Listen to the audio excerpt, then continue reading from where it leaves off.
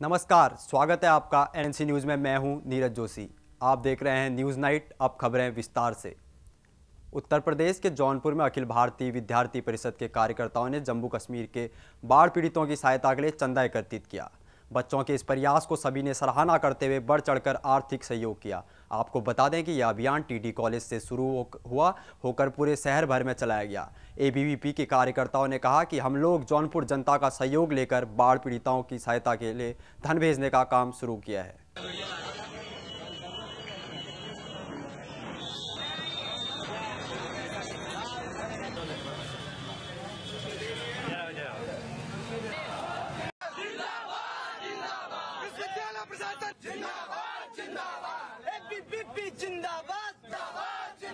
और इसके बाद जो है जो कुछ भी होगा हम लोग भी इसमें सहयोग करेंगे और करके जो है वहाँ पर बचाव के लिए काम करने के लिए हमारे कार्यकर्ता लगे हैं। उत्तर प्रदेश में माने अपराध रुकने का नाम नहीं ले रहा है और उसमें हापुड़ जिला तो मानो जैसे अपराध की नई राजधानी बनते जा रहा है। ताज़ा मामला पिलखवा कोतवाली क्षेत्र के एक गांव का है, जहां एक लड़की को छेड़छाड़ का विरोध करने पर 11वीं क्लास की छात्रा को मनचलों ने चाकुओं से गोद दिया, जहां उसकी हालत गंभीर बनी हुई है। दरअसल पीड़ित छात्रा के अनुसार पड़ोस का लड़का संदीप काफ़ी दिनों से उसे परेशान कर रहा था। कॉलेज जाते हुए रोजाना उसके साथ छेड़छाड़ी करता। पीड़ित छात्रा ने जिसकी शिकायत कई बार अपनी मां से की। पीड़िता की मां ने जब आरोपी युवक के परिजनों से शिकायत की तो आरोपी के परिजनों ने पीड़िता के परिजनों को समझा बुझाकर भेज दिया।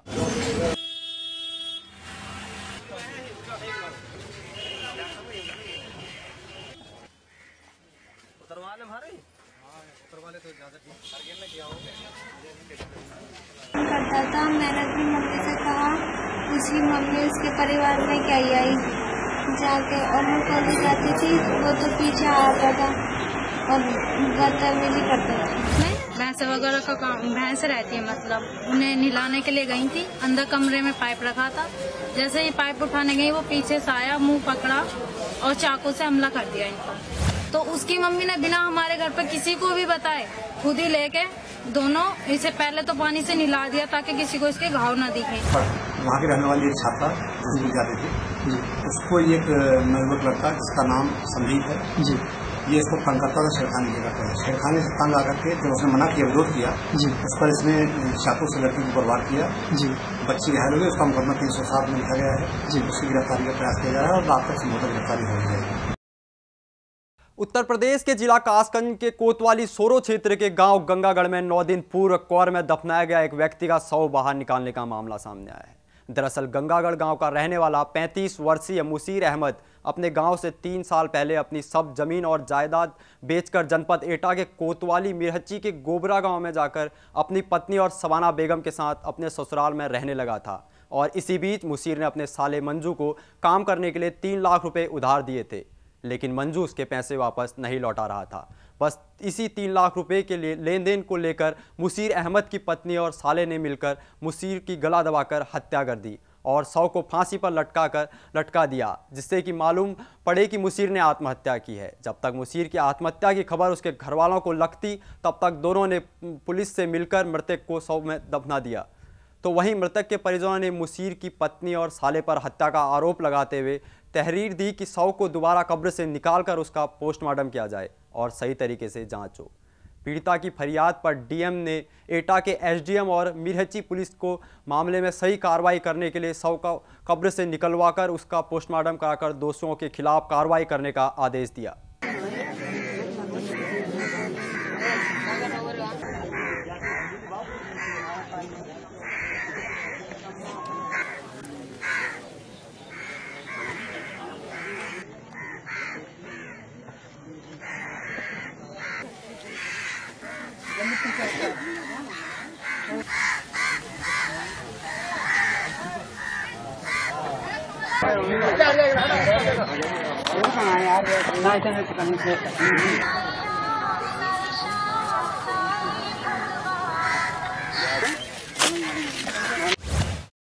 उत्तर प्रदेश के आजमगढ़ जिले के नेहरूलाल में स्वर्ग इज्जत यादव की 15वीं पुण्यतिथि मनाई गई।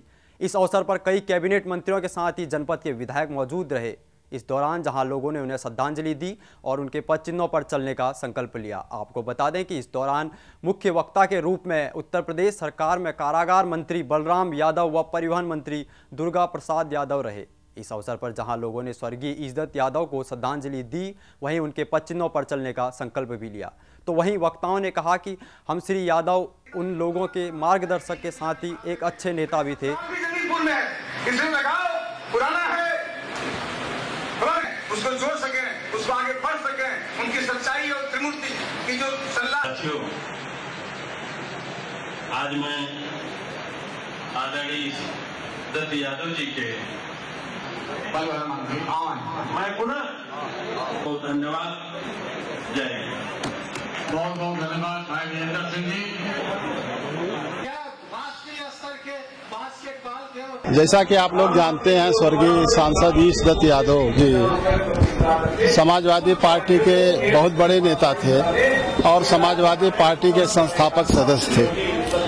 आज उनकी 15वीं पुण्यतिथि है और इस अवसर पर जो लोग भी या तो उनके अनुयायी थे या समाजवादी पार्टी के कार्यकर्ता हैं, सिपाही हैं, मैं उनको बहुत बहुत धन्यवाद देना चाहता हूं। शीशे का था दिल, मेरा पत्थर का जमाना था, दिल टूट गया। बॉलीवुड की फेमस गानों पर मात्र 6 वर्ष की बच्ची द्वारा रस्सी पर थिरकना भले ही सरकार या प्रशासन को दिखाई नहीं देता हो, लेकिन देश भर में घूम घूम कर परिवार व अपनी पापी पेट के लिए न जाने ऐसे कितने किरदार हैं जो बॉलीवुड व भोजपुरी गीतों पर अपनी नन्ही जानों को कई फुट लंबे व ऊंची रस्सी पर थिरकने पर मजबूर कर रहे हैं। ऐसे में नन्ही बालिका द्वारा अपने माँ बाप के पेट को भरने के लिए अपनी जान को जोखिम में डालकर रस्सी पर नृत्य कर लोगों की वाहवाही लूटने और उसके बाद हाथ फैलाकर अपने कर्तव्य के नाम पर 1, 2, 5 रुपया मांगकर माँ बाप सहित अन्य परिजनों के लिए वह सुबह शाम 2 जून की रोटी का जुगाड़ कर लेती है।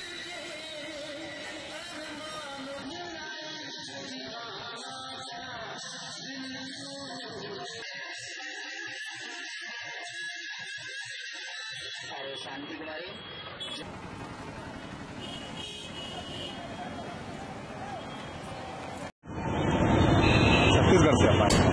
ये जो आप कार्यक्रम जो दिखा रहे हैं, ये कब से आप ये करते हैं? हमारे गाजीपुर का पीछे और पेट के लिए